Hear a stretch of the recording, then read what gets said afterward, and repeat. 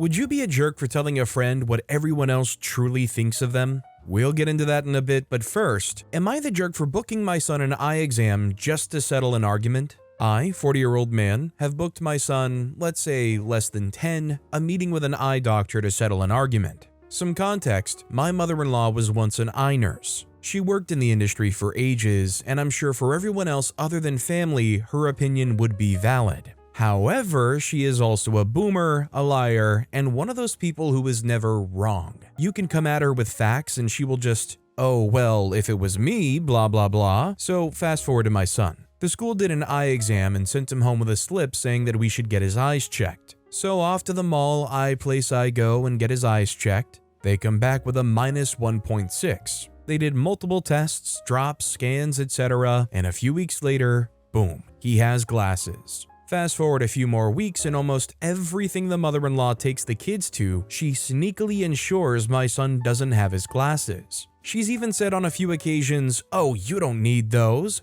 What makes it worse is it bleeds over to my partner. She has started getting relaxed with my son's glasses and on occasions has taken him out some mornings without his glasses. I can't help but shake the feeling that the mother-in-law and on some level my partner are hurt that I just acted and got him glasses. For some more context, my other son also had glasses and has worn them for ages, so as soon as the other son's diagnosis came in, I just acted as if it were no big deal. So here I find myself at the position that I want to sit down with my partner and an independent eye doctor and get their view if all this glasses on, glasses off things are hurting his eyes or not. Thoughts? Just some added context, minus 1.5 means he's short-sighted and therefore can see his writing, but the stuff on the board could be fuzzy. So as somebody that does wear glasses and very severely relies on them, like I'm gonna be honest, I'm basically legally blind without my glasses on. I think OP's instincts here are pretty valid, but I will say that it's not so clear-cut or black or white, especially when the prescription is a little bit more on the slightly minor side. I'm no expert, but I don't think there's really any consequence of using the glasses when you need them, and if you don't, going without them for a while. I've known plenty of people who have glasses but don't always wear them because their vision really isn't that bad, even to the point where they have prescription glasses but they don't even necessarily wear them all the time while driving. Now, if the debate is centered solely on whether or not he needs glasses and whether OP was a jerk for going and getting him glasses and acting upon it, OP's definitely not the jerk. I struggled for a long time in my early grade school seeing the board, and it affected my performance for a while. I wouldn't want anybody else's kids to suffer from that. Page of Something Maybe commented, not the jerk. Your son was already tested and needs glasses, and your wife and mother-in-law aren't accepting that. You're right to set up a new eye exam to settle the argument because the argument needs to be settled. Does your insurance cover it? And when was the last eye exam? You all should be getting examined yearly anyway if your insurance covers it. Also, hi, I'm Steven, and if you guys enjoy getting to decide whether or not all of these people are jerks, why not hit those like and subscribe buttons down below? That said, our next story is, am I the jerk for not paying for my friend's hospital bills? I, 24-year-old male, live with my friend, 26-year-old male, in a 2-bedroom apartment.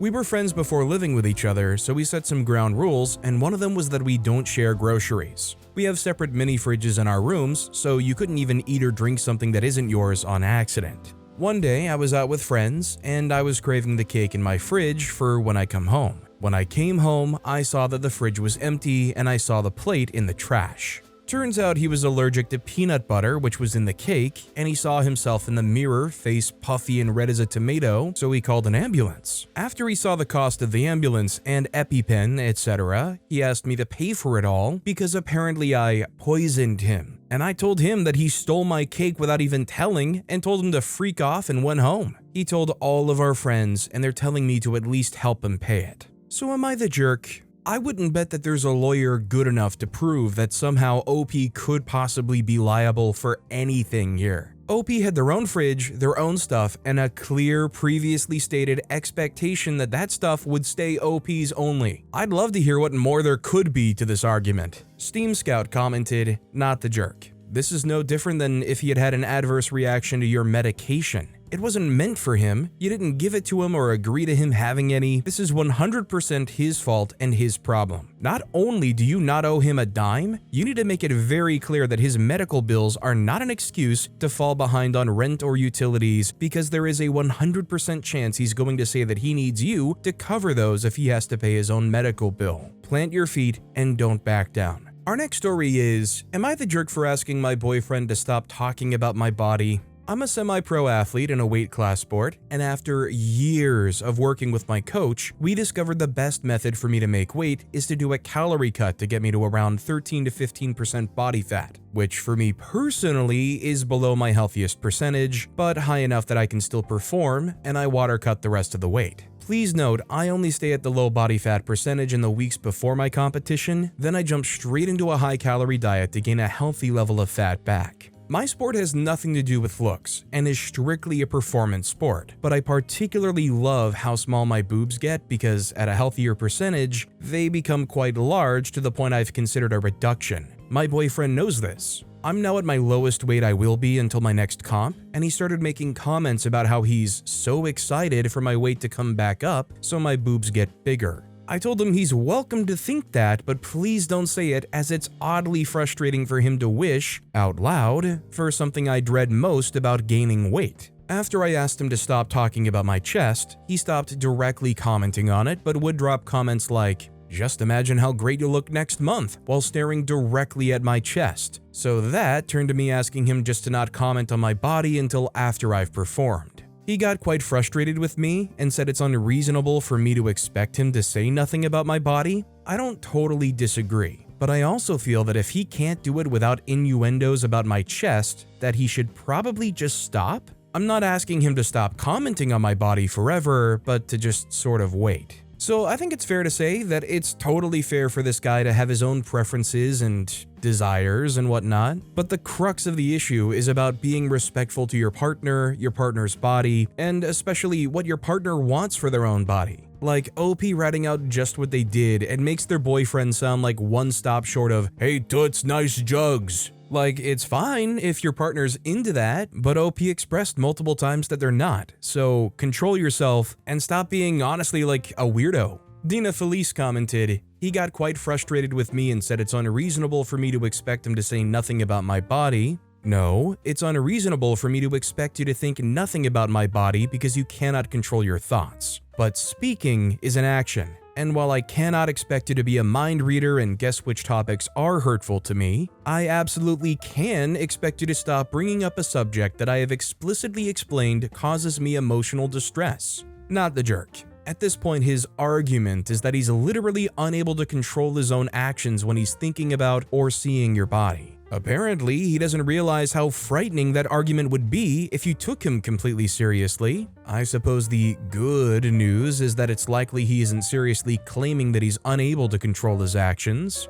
But of course, that leads to the bad news that he doesn't care that it distresses you to make these comments. Or perhaps that's the goal. Our next story is, am I the jerk for refusing to travel with my brother's family because his kids only eat junk food? I, male 39, am currently undergoing cancer treatment. In the end of it all, I'm planning to take a holiday with a friend or family member to travel to the other side of the world. I'm based in the UK, and I'm thinking Vietnam, South Korea, Japan, or somewhere around there where I've never been. I asked my brother, male 43, if he would consider coming with me. He got very excited and said his daughter, female 12, and son, male 8, would also come along. They are both incredibly picky eaters, and my niece only eats plain beige foods. She won't even have a burger at McDonald's, just chips and nuggets, and that's pretty much 80% of the kids' diet. I know my brother and his wife have tried hard to introduce them to other foods, but they just won't eat it. I love the two kids to bits, I really do. However, I want to travel to experience the food culture, and that's a major part of it for me.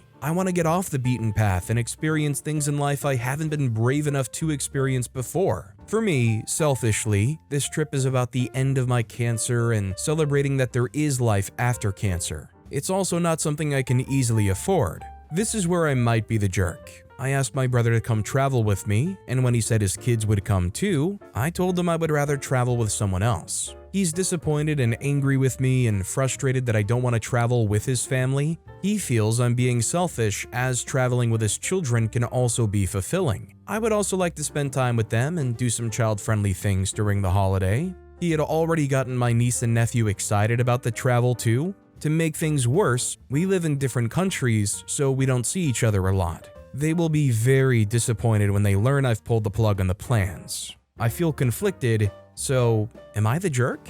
In my opinion, OP's not the jerk. This is really kind of a trip about OP for OP, and by and large, by OP, even if they're not paying for it all. Honestly, I think if OP was just the most average 39-year-old guy, there's no extra context, and they want to just go on this trip and they say no to bringing those kids along because they have expectations, they still wouldn't be the jerk. Our next story is, am I the jerk for refusing to attend my sister's wedding or give a gift after she invited my ex but excluded my wife? My 32-year-old female sister, 28-year-old female, is getting married in a few weeks. She recently sent out the official invites, and while I was included, my wife, 30-year-old female, was not. When I asked about it, my sister told me the decision was intentional. She said she wants her wedding to be as peaceful as possible and that she doesn't feel comfortable having my wife there. For context, my wife and sister have never gotten along particularly well. There's no major incident or explosive history, just mutual dislike and a few passive-aggressive exchanges over the years.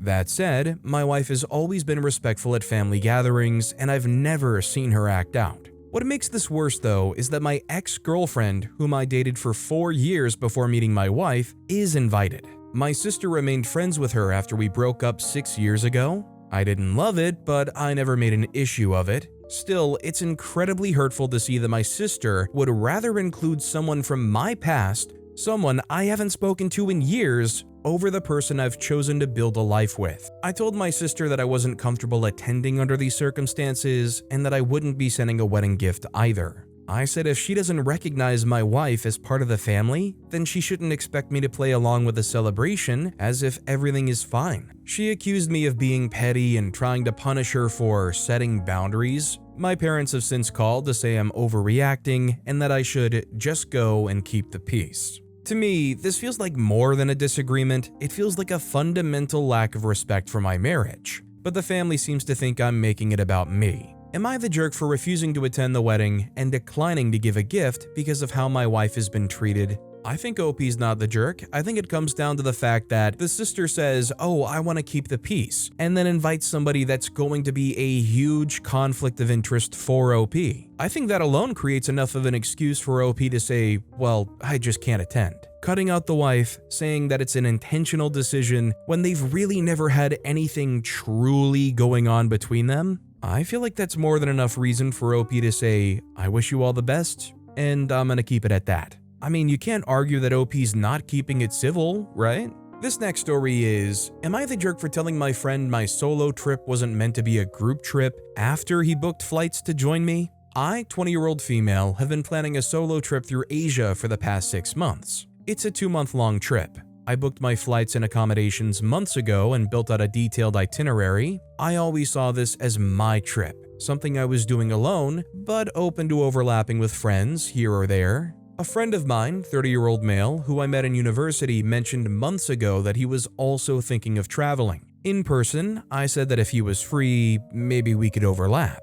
Later on, he asked for my itinerary and I shared it, but I didn't ask for his input or plan it with him. I'd already made most of the arrangements on my own. He recently told me, less than a week before the trip starts, that he booked flights. He had been sick for a while, so I wasn't even sure he was still going. When I clarified that I still saw this as a solo trip, not something that we would be doing together the whole way, he got upset. He brought up an old message where I said, this is as much your trip as mine, as proof I misled him. But I only said that when he was apologizing for being sick and slow to confirm, and I was trying to be nice. We never actually planned anything together or had a conversation about traveling as a pair. He just adopted my itinerary. He now says that he wouldn't have booked the same route if he had known we weren't doing it together. I feel bad he's disappointed, and I apologized for not being more explicit earlier, but I don't think I should be blamed for assumptions he never communicated. He didn't ask questions, didn't help plan, and could have just picked one country to overlap in instead of mimicking my full 2-month trip. So, am I the jerk for not telling him sooner that this wasn't a shared trip? So, the problem here is communication, right? The friend didn't communicate any of their desires, any of their expectations, and they got burnt. You would think at 30 years old they would have a little bit more of a concept about how that could possibly happen that way. But maybe if it's a lesson he needed to learn now, at least maybe next time he'll communicate a little bit better. The only thing though that does conflict me is OP did say, "This is as much your trip as mine." Should there have been more communication and more assurances and double checking that this is a go? Yeah, obviously. But OP did kind of say at one point, "This is as much your trip as mine," so what is that really supposed to mean? You want to talk about communication? What were you communicating there? Little Fiddle 05 commented, "Not the jerk. He's 30 and you're 20? Friend, trust me, as someone who trusted all the wrong older guys when I was your age, run and show no remorse or weakness. It's okay to feel bad, but don't let him think your boundaries are wavering. My bet is he did this on purpose. He didn't communicate more because he knew what you wanted and he thought he could manipulate you into what he wanted if he pretended to misunderstand. You suggested you could overlap, not go together. He thought that was ambiguous enough that he could feign misunderstanding. He knew that in a foreign country, you would be far away from any support network who could point out that he was being toxic and planned to love bomb and manipulate you into a level of intimacy he knows you don't want. And if it wasn't deliberate, then he's a 30-year-old man who somehow never bothered to learn basic boundaries and communication, which can have the same effects on you as if he were a deliberate predator. Our next story is, am I the jerk for telling my mom that she can't come over after I had my baby? My mother has a history of prioritizing her own wants and desires over what others want. I gave birth last week and invited her to come to the hospital to see the baby. While at the hospital, she stated that she would be coming over to my house less than 24 hours after I left the hospital to help out and hold her grandson. My husband and I wanted to spend time alone as a family after getting home. So we told her that she might need to wait until the next weekend to stop by. My mother then stated that we were banning her from seeing her grandchild. She said that her love language is acts of service, and I was being mean for not allowing her to come over so soon after birth. We caved and allowed her to come over the day after getting home from the hospital. During her visit, she proceeded to point out everything she believed we were doing wrong as parents. Give him the pacifier, put him in the sun, etc., and refused to listen when we told her that we did not want unsolicited advice. Fast forward to 2 days later and she texts me saying, "My grandson misses me." I told her that we're limiting guests until the baby gets his first vaccines at 2 months, but that she could stop by the house in 2 weeks to see him if she would like. She didn't respond to this message. She texted me 2 days later asking me to call her. A brief summary of the phone call was her saying that my husband and I are keeping her from her grandson, and again stating that she knows what's best for my son. I told her that we are her parents and she has no say in what we do with our child or when we would like to have guests over. She's now begun to complain to other family members that my husband and I are being overly cautious about our child's health, and we don't know what we're doing as parents. She thinks that we are being mean and not letting her come over to clean our house, even though I never asked her to do that. I'm conflicted because she's my son's grandmother, and I want her to feel like a part of his life, but I feel like she's overstepping.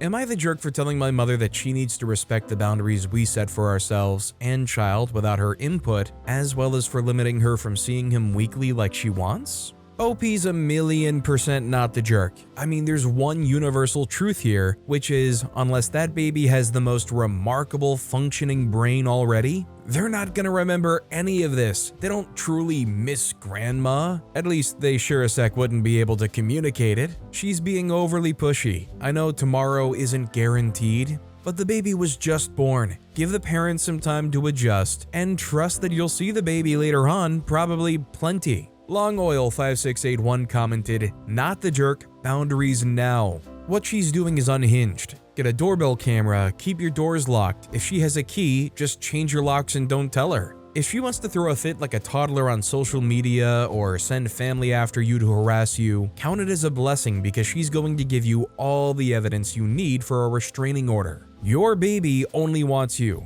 They can't see, they barely process daytime from nighttime. You just went through a major medical event and hormonal shift. If her love language was acts of service, she would be cleaning your home, bringing meals, and doing everything in her power to make sure you are mentally stable. Instead, she's making everything harder and being hypercritical. Our next story is, am I the jerk for arguing that you cannot save a spot on a grocery checkout line? Today, at a crowded Whole Foods, a man was saving a spot on the checkout line while his wife and daughter continued to shop. I had already put all of my items on the belt and they still weren't there. I initially had no idea what he was doing and assumed he was with the person in front of me. His family then came with a cart full of groceries, insisting to go ahead of me after all of my groceries were already loaded on. We argued back and forth. He actually attempted to push my groceries backwards, and I asked him not to touch my food. Instead of letting me go first, they insisted on giving the cashier each item one by one. They continued to tell me that I was wrong for putting my stuff down when I saw that he was saving a spot. Who saves a spot on a checkout line with no groceries or cart? It would be one thing if his wife forgot an item and ran back to get it.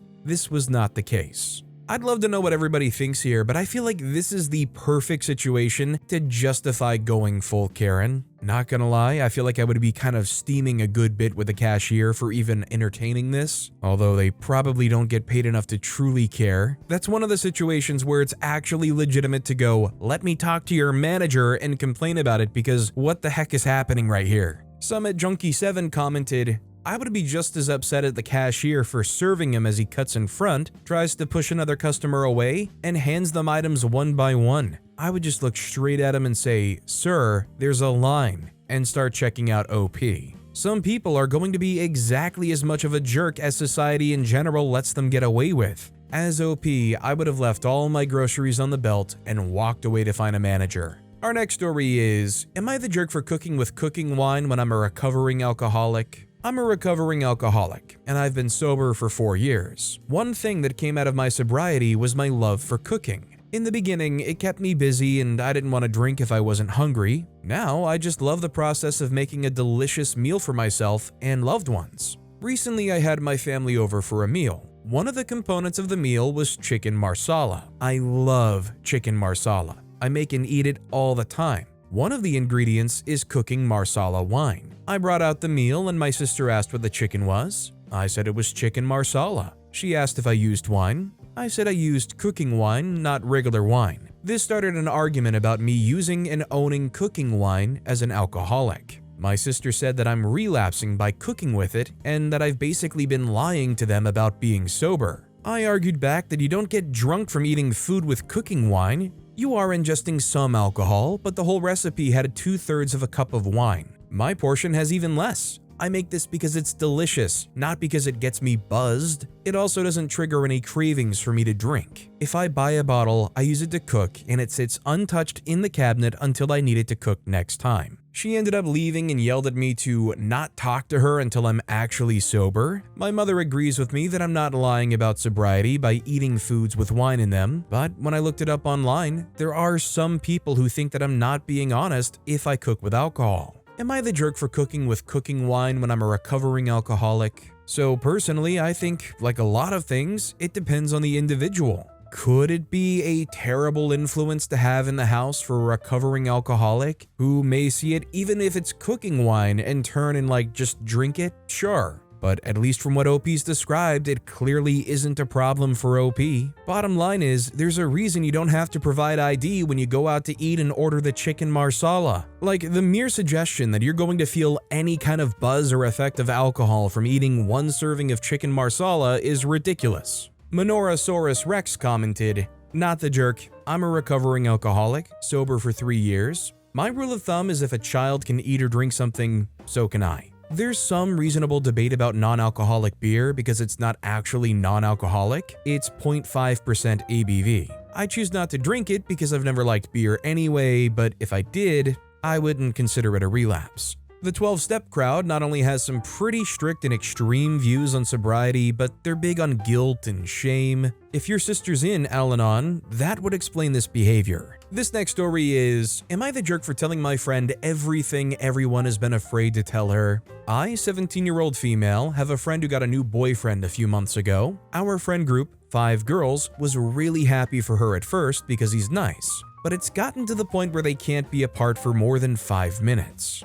He lives in a different city, yet somehow he's always here. When we're at school, they FaceTime constantly. The moment school ends, he's already waiting at her house. Whenever our friend group hangs out, he's there too. It's gotten really annoying. We literally can't be around her without him being there or at least being mentioned. And when he is there, she won't even look at us. It's like we're invisible. It feels like she's not our friend anymore. Last night, our group planned one of our usual late-night hangouts. We like to meet at around 10 p.m. and walk around all night just talking, but 3 hours in, it was obvious that she and her boyfriend were just walking ahead of us, talking only to each other and ignoring the rest of the group. Everyone else kept whispering about how annoyed they were and how mad the situation was making them. I wasn't enjoying myself at all. I asked the girls if they wanted to just leave them because, honestly, I didn't think they would even notice. One girl said yes, but the other 2 didn't want to abandon her, so I left with the one who agreed. We said goodbye, and only then did my friend finally notice us for the first time that night. She asked where we were going. I was so annoyed that I just told her that we'll talk about it later and left. We went to eat ramen and continued our walk, and honestly, that night was more fun than anything we've done together with her in the past month. The next day, she showed up at my house unannounced, and of course, her boyfriend was with her. She demanded to know why we left.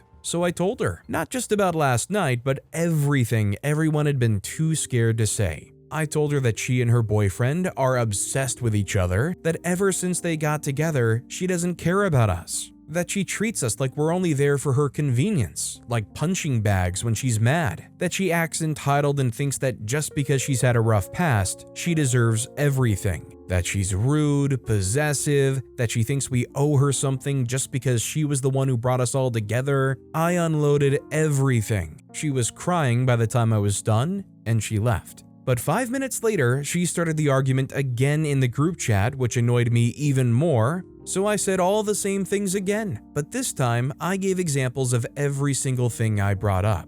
She left the group chat after that. Now the other girls are mad at me because some of the examples I gave involved things she had done to them, not just me. I don't know what to think. Am I the jerk?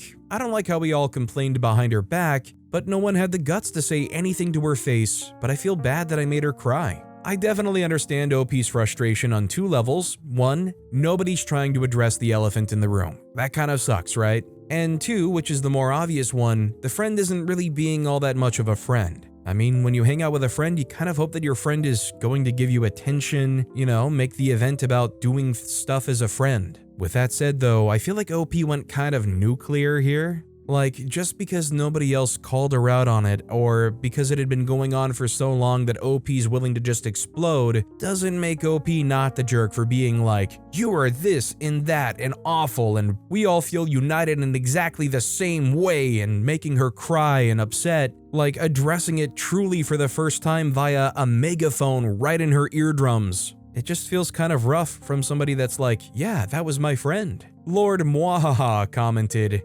gentle, you're the jerk. Hear me out. It sounds like at no point was a calm and reasonable discussion had about this. You guys just all sat on this, building resentment until someone exploded. That's poor conflict resolution. Also, you really shouldn't have dragged your friends into it. It's their choice whether they bring up the issues they're having with her. You took that choice away from them and essentially put them in the center of a fight they never wanted. Our next story is, am I the jerk for telling my friend I know I'm smarter than him academically after he ranked me the dumbest in our friend group? So I, 19-year-old female, have a friend, also 19, male, who lies a lot. I'm not even exaggerating, he lies about random stuff constantly and forgets what he even said. He's told people we've been friends for years longer than we actually have, which makes no sense because they can just ask me. Said he lived in a 3-story house when he was in a double wide, and even made up how much money he has. His lies are almost always easy to fact check, and honestly, I've never judged him for any of that. I was raised not to care about superficial stuff like that. But one thing that's always been weird is that he loves to act like he's better than everyone, especially when it comes to academics. In high school, he claimed to be on honor roll all 4 years, never failed a class, had a 4.0 GPA, etc. But I saw him taking credit recovery senior year, and one of his friends saw his grades on a teacher's computer, and they were bad. Like, really bad. I still never brought it up. I didn't judge him because we all struggle sometimes. In fact, I once opened up to him and told him I technically failed Spanish, but my teacher passed me in the end. He started making fun of me and calling me names, which I didn't take personally because I know that's just projection. Anyway, fast forward to a recent trip to Walmart with our friend group, and somehow we start talking about academics. He decides to rank everyone from smartest to dumbest and puts me last. That really annoyed me because I knew for a fact that he was failing and lying, and I'd never corrected him before. So I finally said,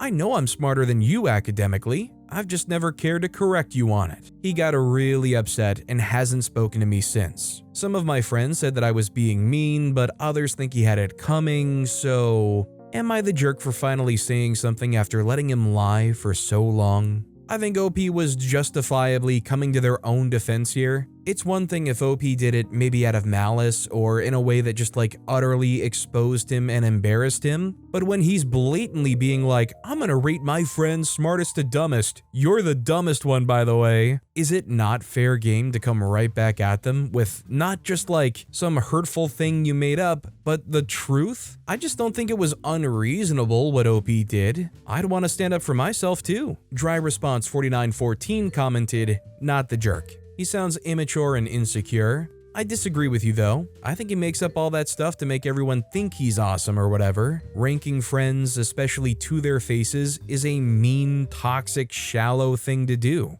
I've been friends with people who did that, and when I got older and looked back, I knew I should have gotten away from those people. So if he thought it was okay to rank everyone and inevitably putting someone last, why is he throwing a fit over it being done to him? Seems like he got a taste of his own medicine, and whoever from the friend group that says it was mean is a hypocrite. But with that being said, that's all the time we have for today. Now, if you want to hear another absolutely crazy Am I the Jerk Here story, check out that video on the left. Or if you missed my latest video, check out that video on the right. That said, I'll see you all next time with some more stories.